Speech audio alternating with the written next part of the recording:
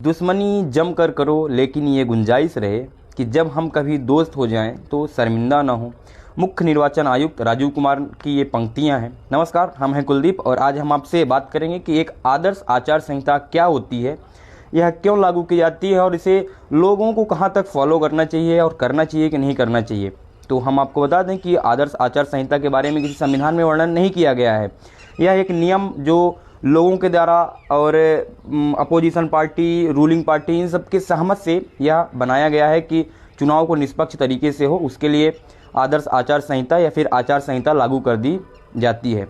हम आपको बता दें कि चुनाव आयोग के द्वारा जिस दिन से अनाउंस कर दिया जाता है कि चुनाव, मतलब कहने का कि जिस दिन से चुनाव की तिथियां अनाउंस कर दी जाती हैं, उस दिन से लेकर जिस दिन तक चुनाव हो जाने के बाद चुनाव की जो मतगणना का जो कहने का कि जो रिजल्ट आता है, उस दिन तक एक आदर्श आचार संहिता पूरे देश में, अगर पर्टिकुलर किसी विधानसभा का हो रहा है तो वह उस राज्य में होगा, अगर लोकसभा का हो रहा है तो वह पूरे देश में लागू हो जाएगा।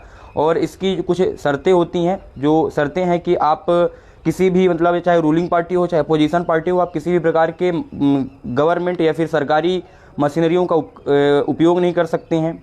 आप बाहुबल का प्रयोग नहीं कर सकते हैं, आप धन बल का प्रयोग नहीं कर सकते हैं। धन बल का प्रयोग करने का तात्पर्य ये है कि आप किसी को पैसे, शराब या फिर तरह तरह के जो उपहार देते हैं, आप उस तरह का कार्य नहीं कर सकते हैं।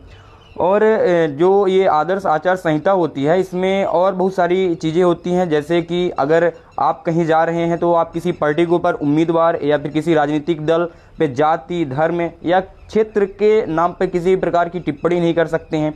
आप किसी, मतलब वोटरों को लुभाने के लिए आप उन्हें किसी भी तरह से घोषणाएं या फिर जो तरह तरह की योजनाएं लोग लागू करते हैं वो नहीं कर सकते हैं। इसके अलावा बहुत सारी चीज़ें होती हैं जिन्हें उम्मीदवारों और कहने का कि राजनीतिक दलों के अलावा भी जनता को भी मानना होता है कि आप 48 घंटे, अगर मान के चलिए कि 48 घंटे बाद चुनाव है तो 48 घंटे के पहले आप कहीं पर भी बैठ के धरना नहीं दे सकते हैं, आप जुलूस नहीं निकाल सकते हैं।